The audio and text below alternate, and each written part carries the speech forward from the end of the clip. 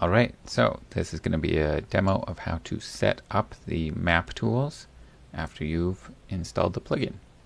So hopefully we'll just go and check and make sure we have the plugin installed.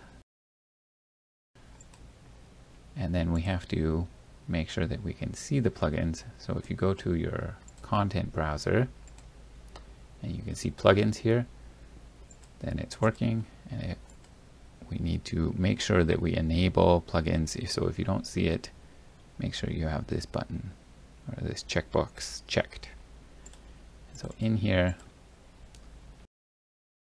the next thing we have to do is set up the global settings. So this is where sort of all of the scanners and stuff will reference this table right here, which has some settings in it. So yours might look a little bit different. We need to set up the file paths first.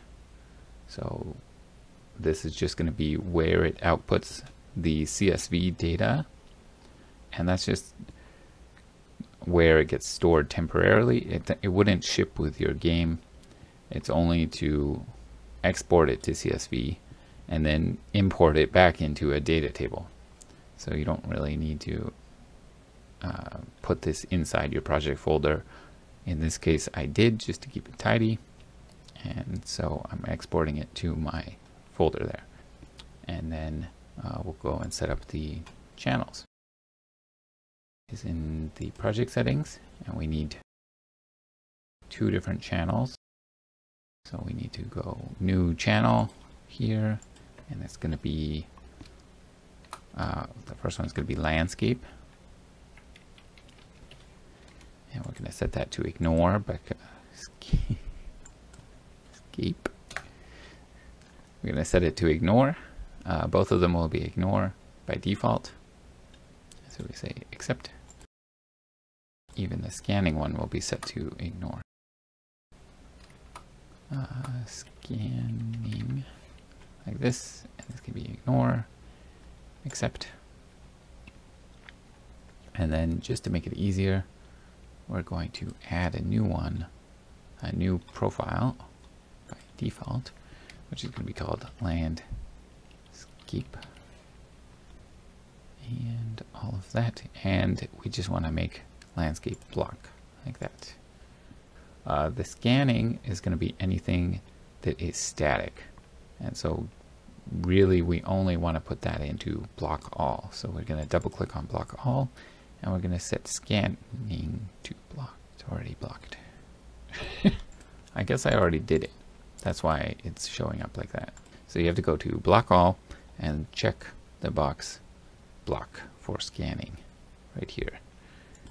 Okay, and you might have your own trace channels already set up, some other ones.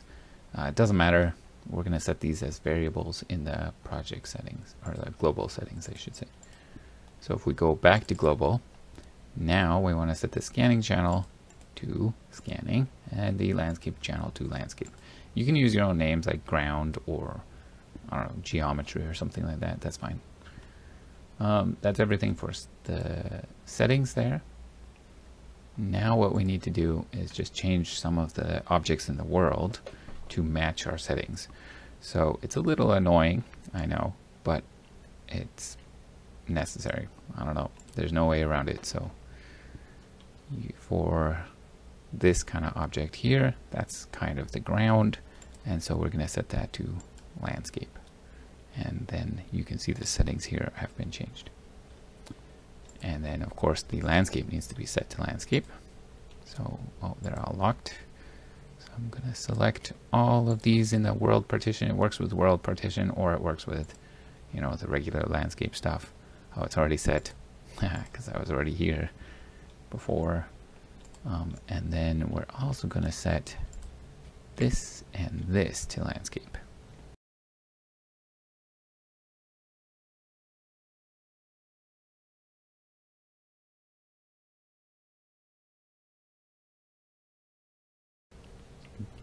This should probably also be landscape. So we'll set these up to be landscape. Oh, there's a lot more objects there than I thought. Okay. Oops, wrong one. That one. Oh, this one. Right there. This. We can set this as landscape, but we don't really need to because it's too short to be scanned. We need to add navigation volume. So you do need a navigation volume for this to work. Nav mesh bounds, I guess. And we'll just set this to, I think, 200 meters. 200 meters. I don't know. 200 meters, sure. Yep, that's good. Okay, so that's everything you need to do to set up this project in order to use the scanners.